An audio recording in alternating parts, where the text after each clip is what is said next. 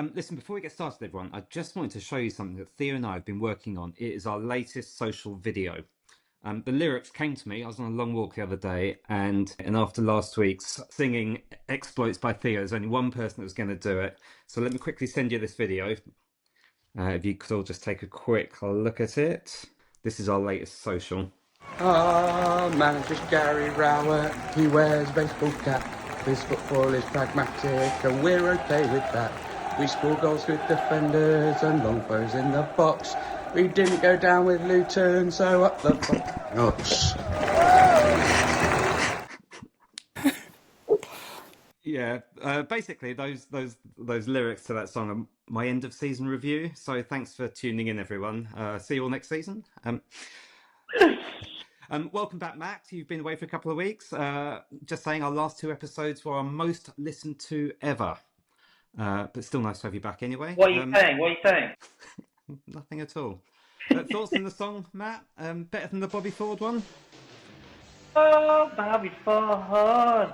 Bobby Ford for you. I mean, it's never quite going to be up there, but Theo, I've got to say, you gave it everything. I will say that, and I enjoyed it. In my defence, it was 8 o'clock this morning, so it wasn't after 4 beers this time. We are also joined by friend of the pod, Andrew Dawson, back to help us look back at this wild season we've had. Andrew, you're at the Swansea game, and you're also a wordsmith by trade. Anything you could improve about that song? No, I think the trick with these songs is just you need that commitment that Theo had to get everyone joining in. And I just want to see it at the start of August. Yeah, first game, let's all get behind it. 4 of us go for it. People will join in, surely, you know. Finally, our Songmeister Supreme, Theo. Are you happy with your new role as a viral song singer? Is this the end of the Stat Kitchen? I think we need a new signing in that department for the new season. Before we start properly recording our end of season review, we've had a question sent in by friend of the pod, Joel Harrison. This is your quiz to get us through the episode. How many managers of Oxford United have had first names beginning with the letter M? As always, the answer is at the end of the podcast. We've got season to review and less than an hour to do it. Let's get cracking. Run the sting. Yes, well, welcome to episode 11, everyone. The season ender, if you will. Firstly, quick final game review. I know we've got a lot to pack in this week, but quick final game review. I think I'm right in saying we were all at Swansea, or the Costa del Swan, as I think we're calling it now, as it was on Saturday. I've got a bit of a sunburn all over, builder's tan, all that kind of thing. Theo, saw you briefly there. Good day out for you? Great day out. One of my favourite away days in a long time, and it fitted straight into Dan's end of season party that we talked about last week. So it really was that. Yeah, it certainly was a party atmosphere. And I was very lucky when I finally muscled my way through the seats and found my spot there. Look over my shoulder, and who should I see there but Andrew himself? Thoughts on the game? It was a good one, wasn't it? Yeah, it was good. Yeah, I've only done a handful of away games this year, and one of the only 2 I've seen us get a point were Luton and this one. But this was great because I think even when the 3rd goal went in for Swansea, I thought, oh well, that's that done. So for them to keep going, I thought we'd be on the beach by that point, but it was great. I think everyone was happy in the end, weren't they? Even Swansea seemed to enjoy it as well. Yeah, absolutely. And it was a nice atmosphere between 2 sets of fans, Dan, as well, which I quite like and doesn't often happen. Yeah, it really was, actually. I thought the whole day was kind of just generally good fun. I guess the good mood was because we relegated Cardiff a few days earlier, or a few games earlier, which I think obviously really, really helps. Just cracking day out, to be honest. We didn't quite make it to Wine Street, did we? No. I walked down it. It was quite something, even at 3 o'clock in the afternoon. It is genuinely one of the strangest and funnest places I think I've ever had a night out. As I say, this is an end of season review special. But Dan, I think it's fair to say we're going to try and make it a bit different. We've all come up with a selection of questions and talking points, and we've all sent them over to Dan, who's cut them up very neatly, I'm sure, and put them in his very own Gary Rowett baseball cap. It's the closest I could find. Yeah, it wasn't quite an Oxford United one. It's blue. He likes a blue cap, doesn't he? Fair, fair. So Dan's essentially, the way it's going to work, Dan's going to pull them out at random, and we're all going to answer them and keep this under an hour. That is very much the drill. Let's get on with it. Right, first question is, I've got no idea who any of these came from. I'm pulling this one out. If you had to pick one Oxford United player for your five-a-side team after this season, who would it be? I'm going to go alphabetical. Andrew. Okay, I'm going to ask if there's a head height rule, because if ball can go over head height, I'm having Hellick. Okay, that's because he can play up front and at the back. That's my choice. But if it's got to stay under head height, Tyler, I'll have Tyler instead. I think he can move in the small spaces and work that way. But yeah, depends on the rules. That's an exceptionally good start, I have to say, to be able to think that quickly on your feet. So you've gone for Tyler. I'm saying there is a head height rule because it's five-a-side, right? It's five-a-side. Who's next? Matt, go on. Hit us next, Matt. I think, just for pure passing skill, driving the team forward, and I just think in tight space is just very good. I'm going to go for Cameron Brannigan, which I know is a bit of a boring answer, but just in the centre of the park, dictating a bit. Yeah, I'd like Cam as my first pick, please. Taken. Theo, you can't have either of those two. I was torn between having Jamie Cumming in goal, because he's very good at getting down low to the shots across him. Also, little left field, Dembele. I think no one would get the ball off him in a five-a-side game, even if he hasn't been that effective for us. Okay, I'm giving you Dembele because I want Cumming. The reason being, I don't want to go in goal. Like, that five-a-side, you're always looking for a goalie, aren't you? Nobody ever wants to go in goal. It's always like swapping round. Oh. I changed my answer, actually. I might change my answer to Marcelino for the social media hits. Get the Instagram followers up. That's the only other choice. Does your five-a-side team have an Instagram page then? No, but it would do with Marcelino was playing for it, I tell you. Good. All right. Excellent. Really good start to the question and answer. Player most likely to step up and be a key player next season. I'm going to go reverse order this time. Theo. Is the slightly boring answer Jack Curry coming back from Orient and looking excellent. I mean, Lee has also been absolutely fantastic in the last 6 months. I can't see a situation where he doesn't start the season. But Curry's exciting, and he's new, and I'm looking forward to seeing him play. I'm going to go for Alex Matos. Why am I going to go for Alex Matos? Because we are going to sign him on a permanent contract over the summer. How are you feeling about Matos this season then? You've been impressed, clearly. I've really enjoyed watching him kind of, the last, what should we say, 5 or 6 games. I thought when he came on, he was great. And then when he's kind of been given his chance, he just absolutely thrown his heart and soul into it. I love that sometimes his first touch takes him into a tackle. He never leaves the pitch without mud all over his shorts. And yeah, I just think he could be great in the Championship, and given a kind of pre-season and more time with us would be fantastic. Now, is it going to happen? I don't know. I think obviously just reading between the lines this week and from Nelson's Instagram post, it looks like he's certainly going. But Matos was slightly ambiguous in the interview with BBC Radio Oxford. So I'm hoping. I think he's done a good enough job that other teams might be interested. And we haven't quite played him enough that he'd be an absolute dead cert to start next season. So that's my slight concern about whether he would decide to come back or not, I think. Go on, Theo. My gut instinct is he's going to get pinched by a Stoke or someone who come in and pay more wages than us. I hope I'm wrong, but that's where he's got how many Championship games? Probably 50 between the last 2 seasons. There's not many midfielders available for $1 million, 1.5. I don't know what he'd cost. Not a huge amount. So I imagine he might get pinched. Andrew. Alex Matos, just to go back to him, he was stood next to Tyler and they're pretty much the same height. And I couldn't get my head around. His stature on the pitch is so much that he just dominates and wins headers and stuff. Yeah, he's not as big as you think. But anyway, yeah, I'd love him to stay as well. His energy was great. I don't know if you noticed at Swansea, but there was all the players almost took it in turns to give him advice at different points. There's still a lot of coaching that he can get and is being given. And when Elliot Moore was talking to him, there's about 1.5 foot difference between the two of them as well, but that was great. My player to step up next season is a slightly sort of lateral thinking one. I think, and I love him as well, but it's Sam Long, because he just always steps up. Like, just when you go, well, okay, he's had one good season in the Championship, I bet he'll have another. There'll be a point next season, even if we strengthen the squad, where he'll come in and he'll play right of a back three or right back, and just like he's done this season at the back end of the season, we sort of. Yoso and Teravest were getting in, and then he comes back in and we win games again, and he scores a goal. And I think we always underestimate him as a fan base, and whatever level, he just steps up and does it. And he had, when he was playing Sunderland, he had their winger was from Roma, wasn't he? And he just didn't get started. Was it Lafay? Is that their winger? Yeah. And somehow Sam Long's got him in his pocket all game, pretty much. So. Next question. Are you answering these, Dan, or what? No, well, I mean, I'll pipe in occasionally and say stuff, but people haven't come here to listen to me; they've come here to listen to you guys. Right? I'm just the make weight. Right? I'm the brains of the operation. Why are Oxford United the greatest team the world has ever seen? That sounds like a Matt Goodrick question. That one.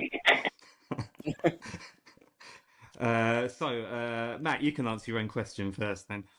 Oh gosh, where do I start?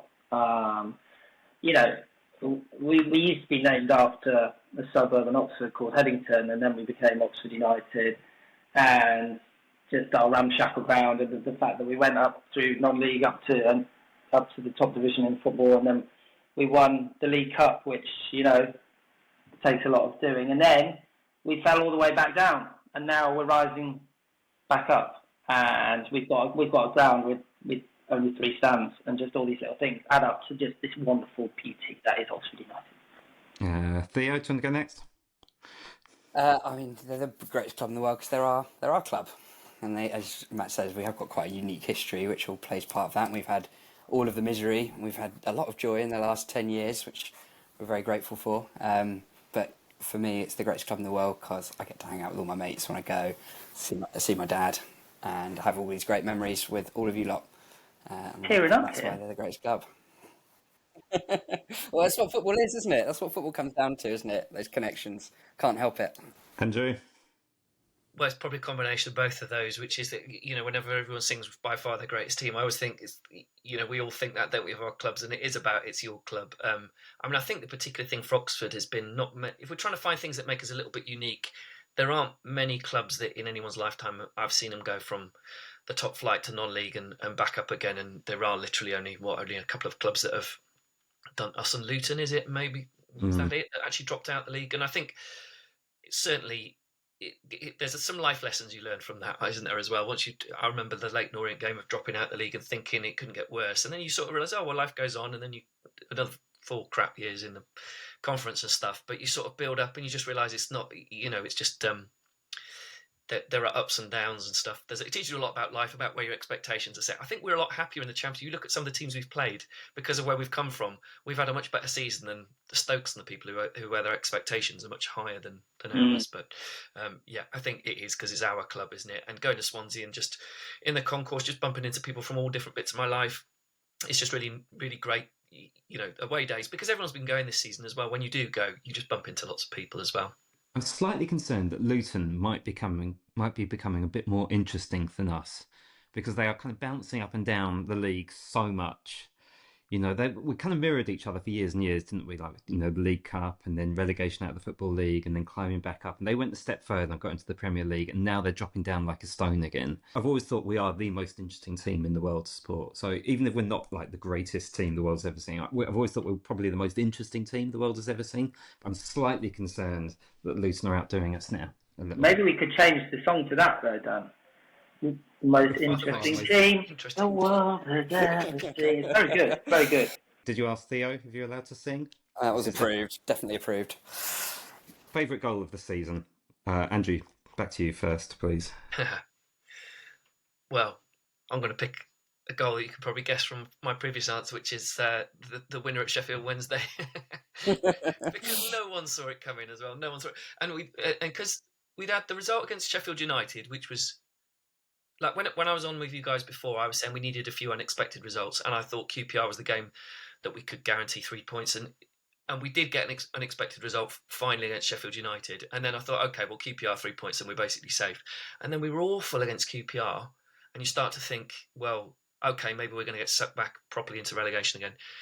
And that away win just suddenly put the belief back, for me anyway, personally. And of course, Sam Long pops up. He's been written off a few times this season again and put on the suspension. Somehow it's him popping up at the back post, and everybody and you can see how much the team love it as well, don't they? They loved it for him as well. So there's been quite a few brilliant goals technically, but in terms of like the one that actually mattered, I love that one. But we've been spoilt for sort of worldies, haven't we, this season? There's probably 4 or 5 absolutely brilliant goals, including Gregley on the weekend.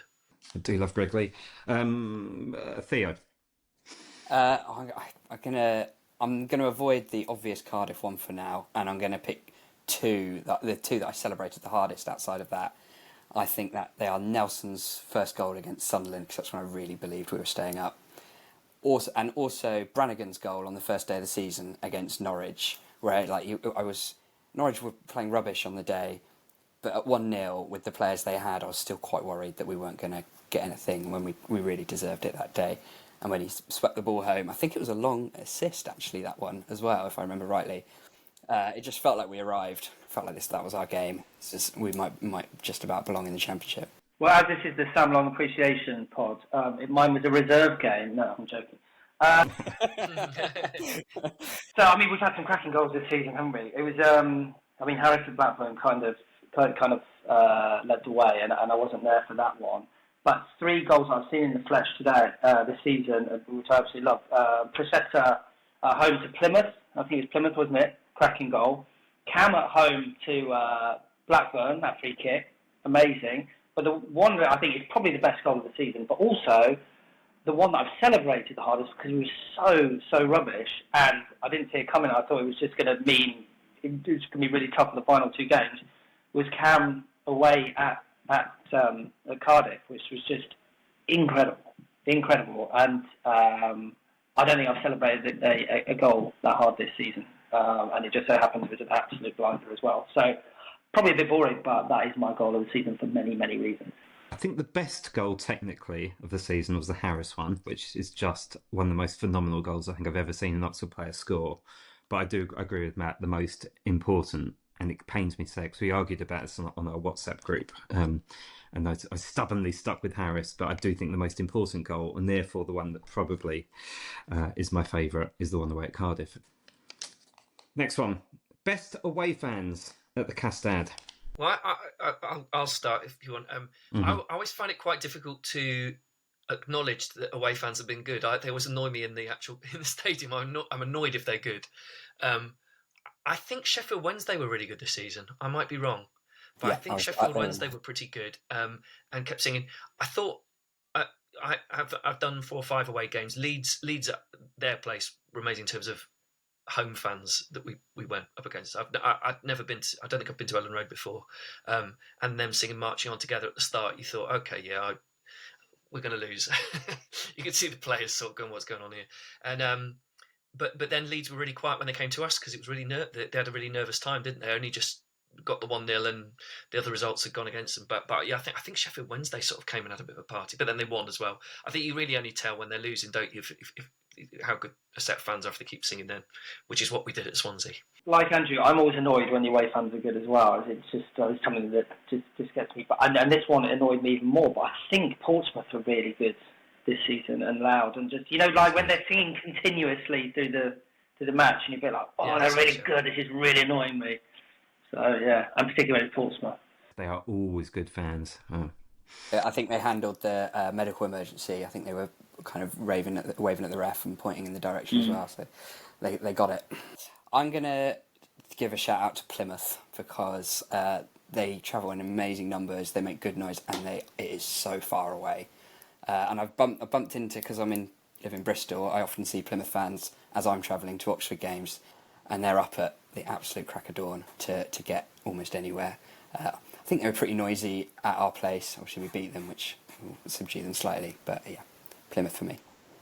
I'm going to give a shout to the Hull City fans who came to us on a cold Tuesday night, fireworks night, wasn't it? And their team were dreadful and a really, really bad run of form. And they were actually really decent the whole way through. Next question. Was there a moment you thought we were down? I'll Be say, yeah, I honest. think there were about 5 moments. I think because the thing is when you're in the middle of it, is whenever there's a down. So it's like 1-0 up at Hull and let 2 in, and you suddenly go, oh, right, I can see a path to us not picking up another point for the rest of the season. Same with QPR.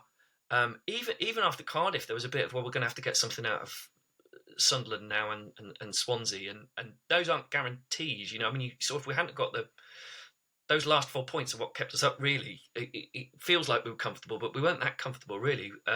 So I think it was every time there's a downward turn. The only thing I tell myself is though that last season, I think collectively we forget that we didn't get the results we wanted against Lincoln and Stevenage, those crunch games, and yet we still somehow got in the playoffs with a bit of luck and a good result.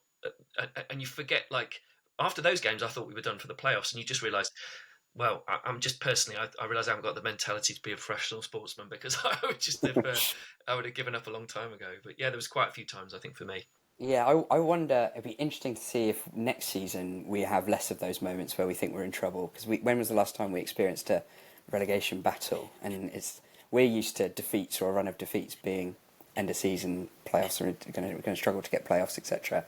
Whereas if for the next few years, if we achieve what we want to achieve, runs of defeats are going to happen very regularly, and we need to get used to them. And I wonder if we'll react slightly differently to a big defeat in March next season from this season. But yeah, I mean, I was convinced in early December that we were going down. I didn't think the club would sack Des. I didn't really want them to sack Des, even though I thought we were going to go down. I was quite happy to go down with him, really, which is a weird thing to say. I probably don't mean it now, but at the time I was. But I just saw no path to that team picking up the required points. That QPR game was a particular low. Matty? When I probably should have been negative, I was actually quite positive. Like kind of those kind of dark days in December and just before Des left, I was like, no, we're going to be okay. Going to be okay, which is why I was particularly gutted when Des left. But then but on the flip side, towards the end of the season when we were picking up wins, but we never seemed to kind of move away from those relegation places, and it was always mathematically possible we could go down. I was incredibly negative. And looking at all the permutations that would mean we would go down. So I was even, going to Swansea game, saying, "Are you sure there's not a way we could still go down?" I was kind of more that side. The person I was sat next to at the Sunderland game, so the final whistle goes, the whole stadium erupts. I thought there was going to be a pitch invasion. There wasn't. And the person I was stood with, who will remain nameless but is on our WhatsApp group, turned to me and said, "Are you sure we're safe?" And the colour drained out of my face. I was like, are we definitely? We had to check. So even at that point, when we were mathematically safe, we were still not convinced. I had 2 moments this season where I turned to the person next to me and said, "That's it, we're down." I was one of those people. QPR away, was it? Or QPR away, definitely. I turned to somebody next to me, I can't remember who it was, and said, "Right, we're down," and stormed off in the right half. And the other one that I had that moment was the West Brom away, where we were absolutely shot shy and terrible, and just put up kind of absolutely no fight at all. Then obviously, like, for the last minute or so, we tried to push up, didn't look like scoring, but managed to then concede another one. And I think I turned to another one from our WhatsApp group and said, "No, we're down." And he said, "Shut up, Dan, you miserable git." Yes, Dan, you did message me. You did message me straight after that game to say we're down, and never knowingly, slightly dramatic after Oxford United lost. Thank you. Yeah, I'm not too bad normally. Maybe. Here's a nice one. Who will Des manage next? Who's got an answer for this? Andrew, you look like you've got an answer. That's one of my questions, so I've got to think about it. Yeah. Well, I was gutted to see him go, and gutted with disappointed with the way the club handled it, and I think the difficult thing I found was that the club's messaging was so pro. It was only a couple of weeks before they'd done that lovely video with him and his dad and reflecting on a year at the club, and then they were the ones feeding the story to us about what a romance it was, and then they were the ones with the 80-word statement saying if you can stick a video together with him and his dad and go through his greatest year and all this, and then I don't know, I think they were leading us along the club, and then that was why it came from nowhere, I think, for all of us.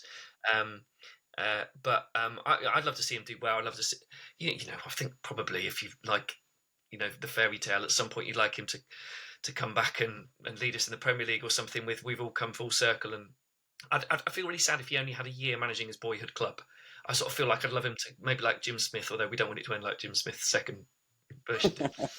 but I feel like you might see him pop up at one of the City Football Group teams. Like, I think they was it Palermo that came over that they're involved with, or Girona, or maybe even New York or something. He seems to like to travel, doesn't he? It depends how much roots he's got here. But I wonder if he's best coming away and then stepping back in. But I'd take a friendly against any of those as well. Those would be good. But I'd love to see him come back in and with a project as well. If he came in League One and took someone else up, you just on a personal level, you just want to see him do well. I think after what he's done for everyone. Can anyone else add anything to that? Brilliant. I would love to know what he's up to now, or what he's up to. I mean, currently now, and what was going through his mind in the last kind of weeks and months of the season. And I half wondered whether he would maybe turn up for a little cameo at the end of the season award, or they might add him to a part of a video as an overview of the season, or a bit more, and also a thank you to Des or something like that. To Andrew's point, I think there's slight bit of unfinished business of Oxford United, and I think he will return in some guise over the years in the future, and I don't know what, if that's manager or something. Where will he end up next? He's a cosmopolitan guy, clearly. I can see him in MLS or something like that. But yeah, City Group seems like the most sensible option. I think it's been quite sensible to have this a bit of a break, so I don't think we can underestimate quite how tough that year probably was on him.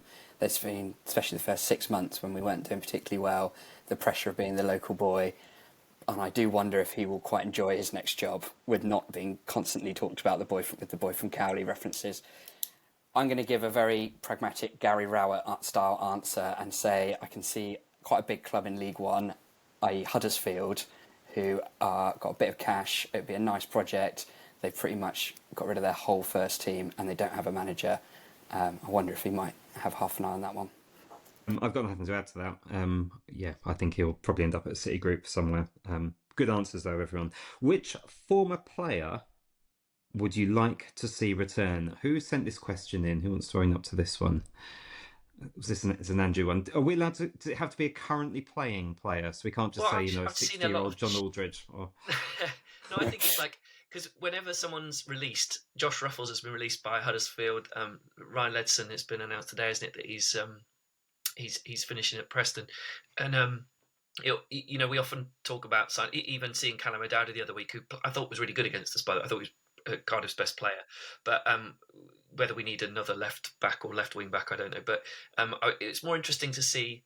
There was talk of would we get Roof back, and I don't know. There was a bit of me that was annoyed that Derby got him and not us, but then he hasn't been that involved. But there's the romance of it all as well. One last go. It was more who are any of those that anyone's interested in? Or, could we get John Lundstrom back from Turkey for a season or something like that? And the good thing is actually we've got a lot of the play. We're at a level now where there was a time when a lot of our players were moving up to higher levels, and now there aren't many playing above where we are at the moment, are there really? I think Lundstrom is the only one that I would throw in. But I think there's a case where Ledson could come in. I think O'Dowda did look good, and he seemed like a leader as well there. I have no problem with the way he left, really. I think, we've all moved on, and he is a local boy, and he scored the goal that we could all celebrate and enjoy. I think you forget how important he was in that season, forget how he left. I know that's not great, but he was huge in that promotion season with Appleton. He was only a kid then as well, wasn't he? He was only 20 or 21, but he was huge for us. So, I would consider him if we didn't have Curry and Greg Lee on the left side already, that is. Andrew's very good at answering his own questions, I've noticed. I've been thinking about it for I was going to go with O'Dowda just because I was at Cardiff and he was head and shoulders above pretty much everyone else on the pitch. I thought, who was he playing? Who was he up against? He was marking Plaheta, wasn't he, I think? Yeah, was it like... it was Plaheta, and Plaheta's head just went. Marking and then get beyond him. And he got beyond him, and he looked really good. But I was all lined up to if we could sign any player, possibly from history, and I was just going to go Paul Moody. I was going to say Paul Moody as well. Yeah. The only other active player that I could throw out there, this bit left field, would be Dan Adji, who's done really well at Orient this season, scored quite a few goals. I never wanted him to leave. I thought No, there was a same, player there. same. He was tall and he's tall and he's powerful and he's pacey and he scored an amazing goal against Swindon that we all forget. It's not. I know we remember the Rob Halls ones, but he scored an absolutely brilliant goal against them as well. I've got a friend who's an Orient fan that loves Adji and also loves Curry and doesn't want to let him go as well. But he's sort of got all the attributes, hasn't he, Adji? Just a bit of consistency. But I think he's only 26 or 27. He's still quite young for this level of football. It's a good shout.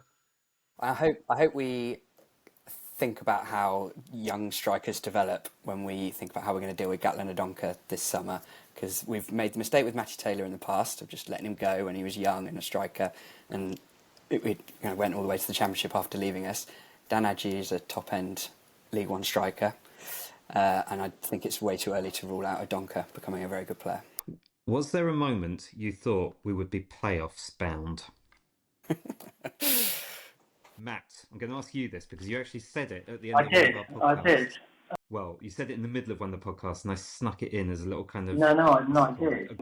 I was probably being, going slightly over the top. But I think the Championship, as we've seen, and maybe slightly less this season, but if you put a little run together, you can be kind of relegation places up until February or March, go on a little run, and suddenly be, kind of knocking on the door of the playoffs.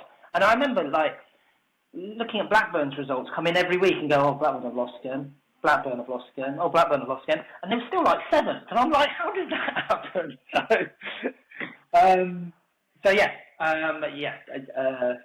Did I ever really think that we could reach playoffs? No. But yeah, there we go. I feel like this season would have been the one to do it, partly what you mentioned with Blackburn, but I mean, Coventry, we were level on points with them in February, maybe, and they've cruised into the top six, and I don't know what the normal number of points needed is to get playoffs. It was always 75, wasn't it, in League One that we were always looking for. I don't know what it is in the Championship, but I don't think those teams got that near those totals this season. I think Sunderland ended with 75, so maybe this was our chance, and we blew it. Andrew?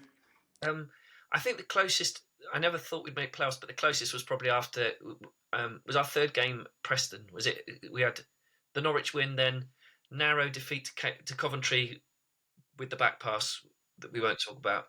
And so I thought, well, we should have had a point there probably. And then I think it was Preston we beat. So you go 7 points out of 9, you suddenly go, okay, we're worried about all those teams. And that's the closest. But I'd agree that I see another example of how those playoff teams aren't exceptional this year. I don't think is if Mark Harris scores the good chance he had against Bristol City away, and we go 2-0 up, we probably take 3 points there. And I think we really should have taken 3 points from them at home. It was a draw. It was that Mark Sykes worldie from the corner, and I think that there's a hair's breadth between us getting 6 points off Bristol City. And they got 4 off us in the end, whatever. But I just think they weren't exceptional. They were very good and they took their chances, but they weren't head and shoulders. I think in general, I've been surprised how we've competed so much in this league. I don't think it's as big a step up as I was worried it would be. I think we need to have a slightly higher regard for ourselves. Rowett often talks us down in interviews. I'm sure he's not saying that in the dressing room, but I think the fan base as a whole is, when you look, there's definitely 6 or 7 teams worse than us. I must admit, after the Norwich game, start of the season, I was convinced we were going to go up via the playoffs. Absolutely, we were so good that day, and I just thought everyone's going to underestimate us. And we just come off the back of obviously the Wembley performance, which is the greatest football performance by any team ever, and then to play like that against Norwich, I think I messaged the WhatsApp group and said we're going to win every single game 2-0 forevermore. Because then we beat Peterborough the next game, didn't we, in the Cup? So we had 3 2-0s in a row, and it was just no one's ever going to score against us, and we're guaranteed at least 2 goals every game. So I thought we were going to go up. And then obviously the kind of reality slapped me around the face fairly quickly. Good question, whoever that was. I think it was me. I love this one. Which of the current Oxford squad would last longest on I'm a Celebrity? Andrew, this is your area, definitely. Well, okay, because I have worked on the show. you have to stand out. You have to be a bit of a personality and stuff, because the quiet ones go first. That tends to be what happens. You've got to get airtime. So who in that squad is getting airtime? Is it Sam Long? Oh, I think no, not this time. He'd get halfway. It's Mark Harris, isn't it, or Ruben Rodriguez? It's one of those. It's the kind of person that would taking my two. their night out and put on a show and steal a scooter, isn't it? That's who it is. I mean, Mark Harris almost started on the beers on his live stream on his Instagram the other day as well, and I thought, this was after Sunderland, wasn't it? You thought you can't have another week of that, but I really hope he keeps. But Harris would be fun, wouldn't he? He'd be good on the trials and stuff, wouldn't he? He would. Matt, your nickname at work was Showbiz, so you can answer this second. I've just taken my top two. I was going to say Ruben first because he just looks like a lot of fun. And if I was to go for a night out on the beers with an Oxford United player, probably Ruben. He always seems like the centre of the japes around the dressing room. And then Harris, and then after that, oh God, who do I go for now without being boring? I don't know. Maybe Greg Lee looks like a lot of fun, and obviously I worship him as a player and a man. So I can't come up with any better than that, I don't think. Theo? The only addition I can come up with is Will Volks, because he was getting in all the photos on the pitch on the last day of the season. I think we've seen a serious side to him, and that's why he won the community award at the awards evening. But I think there's a fun, silly side to him that we are yet to see all of, and I hope maybe there'll be some live streaming over the summer. I think it's Marcelino who'll get the Indonesian voting him through. I think Romani might be a bit of a party animal as well, actually. Yeah. I think, when you see him like turning up in all the Instagram pictures the club released, he's always looking like real Showbiz style. There was quite a funny still of him from the changing room after the Sunderland game, doing a funny face and a silly dance pose. So I think you might be right there. Right, we're just keeping an eye on time, so we're going to speed the answers up a little bit. What if Des had stayed? I'll give you an emotive answer, shall I? I felt that the bad run, I was looking back at the results today, actually, he had a very difficult, just before he got sacked, it was a very difficult run. It was like Middlesbrough at home, Sunderland away, Sheffield United away. We had a lot of injuries back there. I think it's easy to forget how many injuries we had. Bennett and Lee were injured early in the season. Brannigan was out, Moore was out for a bit. His wingers that he was backing everything on. Plaheta was injured for a long time, didn't come back really until Rowett. It wasn't match fit until Rowett. So I think there was a lot of factors against him. And I think, personally, I mean, it's all theoretical, isn't it? But I think he would have got results out of Cardiff and Plymouth at home, and possibly Luton at home. Gary Rowett did have an easier step, but I don't want to get into it too much, because it's sort of, I'd love, like Theo was saying, there's a bit of me that would be happy for Des to take us up, bring us down, but then we rebuild and become one of those teams that, like Farker for in the way he got another chance with Leeds, they failed the playoffs, rather than just sack him, they've given him another go. I think if you're building a bigger team and for a longer project, then we could have afforded to go down and build a team. But obviously it's worked in the end, and I do like Rowett. I think Rowett's very no nonsense, and just he's because he's moved around clubs so much, he doesn't seem to be the kind of character that's going to put down roots like Robinson felt like he was always talking up the club. Just feels like Rowett treats it very professionally, and he just seems like a really good guy. And him doing the marathon the day after keeping us up is sort of superhero stuff, and then being back for the club awards as well. It's great, isn't it? Didn't quite answer the question though. Okay, I think I'm going to say we'd have finished fourth bottom with Des. There we go. Oh, that's what I was going to say again. I was going to say we'll finish 1 point above the relegation places, or maybe on goal difference. But one thing I will say, when Rowett came in, I did look at it and go, oh, he's got an easy run. If only Des had the chance of those games, and he went and did very well. But Rowett's been amazing, and I think maybe Rowett's enjoyed it a bit more than he thought maybe he would. I'll give the opposite answer just for balance. I think I truly believe we were going to get relegated, as I said, in December. I think Des would have had a really good go at the easier runs, just like you guys have said. What I don't think he would have done is brought in someone like Helik, or even maybe Matos, and especially without Helik's goals, we're probably relegated. What happens if Des had stayed, but he'd been allowed to sign or been able to sign Josh Murphy in the close season? No answers required, but we'll leave it at that. Des plus Josh would have been interesting, wouldn't it? we stay up. Champions. One current player to invite to dinner with your mates. It's sort of similar to the I'm a celebrity question. If it was like mates and it was a boozy dinner, it's hard to look past Ruben and Mark Harris. If it was my parents, it wouldn't be either of those two. I think Ruben would be flirting with everyone's wives. I'm prepared to say that. Go on, Matt. I'll go with Jamie Cumming, just because I'd like to get to know him better. He'd bring cheesecake also. It probably would. Yeah. I think he'd be, nice conversationalist. High protein cheesecake is what him and his partner sell on the side, isn't it? Andrew? For the desserts, Brannigan and Eastwood, wouldn't it be? But I would probably go with Greg Lee. I heard him on a podcast that it was a University of Staffordshire podcast that he was on, and he sounds fascinating. He just sounds like a really interesting guy outside of football as well as playing. He's just such a good character. He's such a good energy that he's brought ever since he came. Really, all the way through. It's noticeable how the rest of the team come up around him. And we still haven't had. When we signed him, there was lots of videos of him playing piano on TikTok, and we haven't had enough of songs since he's been with us. But could play a bit of music after dinner as well, couldn't he? Right, I'm going to fly through these now. Theo sent this one in, but he also sent me a message saying he wants to answer it. And this is his chance to do some stats. And I've said he's allowed to do precisely 1 minute of stats in this podcast. So, Theo, here's a question that somebody sent in. If Mark Harris could finish, how many goals would he have had? Go on, tell us the answer. So I wrote this question so I could have a minute in defence of Mark Harris and the chances that he's given. And I've gone up and down on him all season, as I've said on this pod, but I've fallen back in love with him over the last month. And I just wanted to highlight his conversion rate for his shots, which is 15%. And that is in line with any of the top players.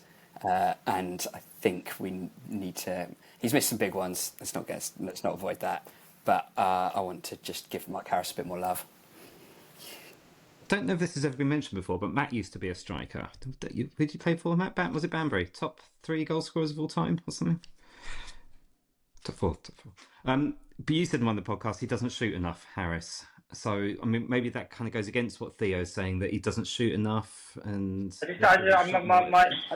I agree with Theo. I've loved him in the last month of the season. I think he's been wonderful, work rate's incredible.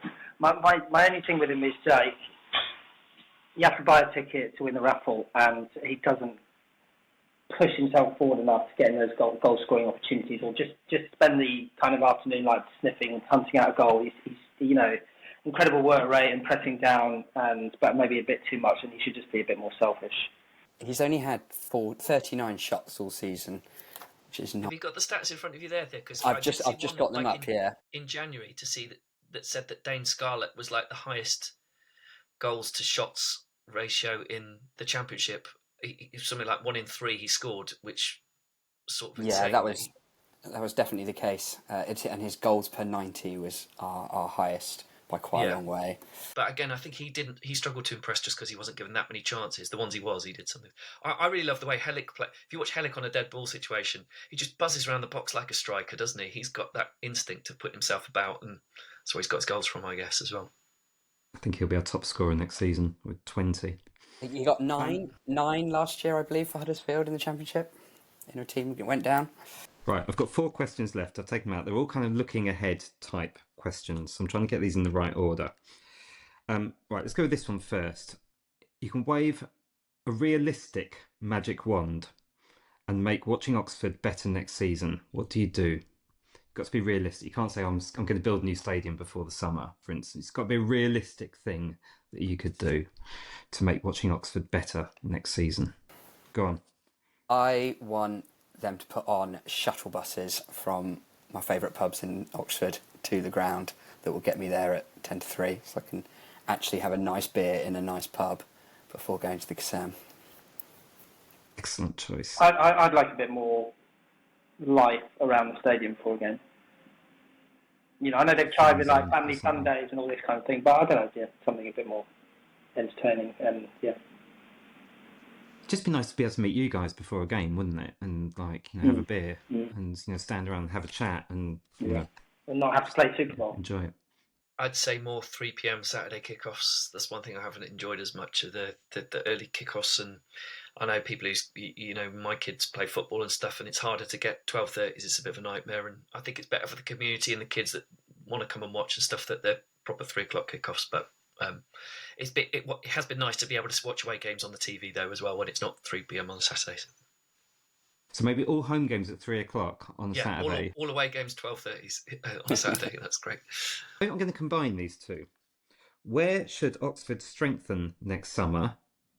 And also, who will be the unexpected departure? I think I'd love to see a striker come in who can score lots of goals. I know every fan would like that, but I would. That'd be good. That would be good, wouldn't it? I've never thought of that. Yeah, it's just something that just came to me. I've got a feeling that Ruben Rodriguez is going to leave this summer. Maybe that Dutch team would come to spy him. Yeah, maybe. Shall I go next? Because I reckon Theo's going to have the best answer, so you can finish on his. I would probably say just a different kind of striker, like a Carlton Morris, or just someone that will really make it difficult for centre backs to win headers and can hold up the ball until because we play with two central defensive midfielders.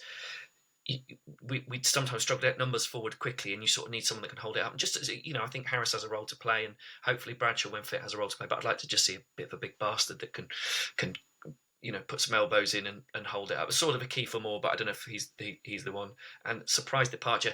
What's nice is I think we've got a lot of good assets at this club that people want to come and pay money for now. And so I don't know where it'll come from, but Jamie Cumming I think could be the surprise one. If someone comes in, he's one of the best keepers in the Championship this year. If someone comes in and offers us 3 million or something, I wonder if we'll struggle to turn it down for him.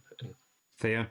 Just on the big striker, I was watching Inter last night, which unbelievable game of football, and I was just watching Thuram in particular leading their line, and the way he got the ball with no one anywhere near him I think it was their fourth goal, kept it, dribbled past a player, and then laid it off. It looks like an absolute dream. We want a striker who can score a lot of goals. He's amazing at holding the ball up. He's incredibly good at heading, and also has a bit of guile all the way across the tunnel. I think we'll get someone. Probably Thuram. Quick. Oh yeah, very quick. Well. Yeah. Young Lukaku is what we want, I think. Unexpected departure. I'm going to say Elliot Moore. He's in his last year of his contract. He's not played a huge amount. I was a bit slightly worried by his demeanour at Swansea, and it was not sure he'll be here next season. I have a slight feeling that if somebody came in with an offer for Harris, like a League One team, I think we might be tempted. I'm just going to say that. I just think of all the kind of players we've got who are kind of sellable, who aren't necessarily going to be absolutely first choice next season. He got 20 goals last time he played down that level. I think possibly let them go. Where will Oxford finish next season, and will they be in the Prem within 5 years? I'm mixing those two questions together. I'd love it if we're about halfway up the table. I think any consolidating of where we are is great, and starting to put a squad together that could do something the next 2 or 3 years. On the Premier League, on the one hand, I don't see why not, because also if you think about Bournemouth, I mean, it's a long shot, I think, but Bournemouth, Brentford's, the teams that have gone up and managed to stay up. If we've got the model right, I think we need the whole club right. The only question is I'm not sure if I want to go up to the Premier League because I don't know. There's been a lot of bits of being in the Championship I haven't enjoyed as well. Not only the kickoffs and stuff, but there's you look at Watford sacking their manager and stuff. Do we have to become one of those clubs? If we were 4 points worse off and Rowett hadn't kept us up, would we have sacked him? I wouldn't want to. I want to be a club that sort of plays the long game. That's what we've always been, really. And so I wonder if the Premier League would bring a lot of bad stuff with it as well. But it would be quite something for us to have gone from non-league all the way back up there. I think the higher we go up and the better we do, inevitably, to your point, Andrew, I think we will lose a bit of our club. And if that's high churn of managers or, paying over the odds for players who then, don't really care about playing players and then move on. I think that's almost just inevitable with the level of Championship and obviously Premier League now. So maybe that's something that we do have to give over. I think next season, I think it'll probably be more of the same, if I'm honest. Obviously Raúl will have a pre-season, and that'll be exciting to see how, the signings that he makes and also how he develops, his side rather than just dealing with the hand that he's got. That's going to be very interesting to see. But I have a feeling, mid-table, lower mid-table is where we're going to be. Yeah, I think staying up next season would be almost as big an achievement as this season, given what's coming up from League One. It's going to be really tough. Teams coming down from the Premier League will obviously be very strong. I would at this stage, before any signings, be happy with 4th or 5th bottom again, I think. In Premier League within 5 years? I don't really want that. So I'm going to say no thanks. No, of course I don't. You want it for the promotion. Like they were getting out of the Championship. Exactly. However we did it would be incredible. Just as any promotion always is. Don't want to be Southampton, do you? Or Leicester, or Ipswich, or Luton, or Burnley. They've all had miserable seasons, haven't they, in the last couple of years? Brilliant stuff. That was really great fun, everyone. Just time to do the quiz. I set you a really difficult challenge. Can you name all the Oxford managers whose first names began with the letter M? How do you think you got on? Well, should we all say how many we've got? Well, it's not a complete list. I could think of 4. I think I've got 6. Do you? I think I've got 5, possibly 6. Okay. Hands up if you've got Morris Evans. No. I've been too busy talking to throw on that one. All right, and then straight away my brain went to Mark Lawrenson. Oh, that's a good one. No, I haven't got him. That one. And then, all right, I'll shout out again. Malcolm Shotton. There's one more Mark. There's another. Oh, I've got another Mark. There's a Mark Wright. Right. Yep, that one. And I've got Malcolm Shotton. Michael Appleton. Malcolm Crosby. Crosby. Oh, Yes, I have got 6. that. Oh, And I Michael Appleton. yes, got that. And are we count Mickey Lewis, caretaker manager? I was counting Mickey. That's all I've got. Mike Ford. Was Mike Ford ever manager? He was, yeah. He was caretaker. Yeah. And then we're getting into the eras that I'm not familiar with, I'm afraid, once we get to the 70s. So there's one more you were missing. His name was Mick Brown. He was manager in the 1970s, I think. Probably a bit tough to expect you to get that one. I think you've done a pretty good job. Yeah, well done, guys. Team effort, we got them all, apart Yeah. from one. Happy with that. Thank you, Matt, Theo, Andrew. Really appreciate your time. Excellent episode. I think really nice to get this amazing set of questions and your amazing answers as well. We will be back over the summer. I'm not sure exactly when or where, but we definitely will be. So make sure you subscribe to our podcast to make sure you don't miss a single episode. Thanks for listening, everyone. See you soon.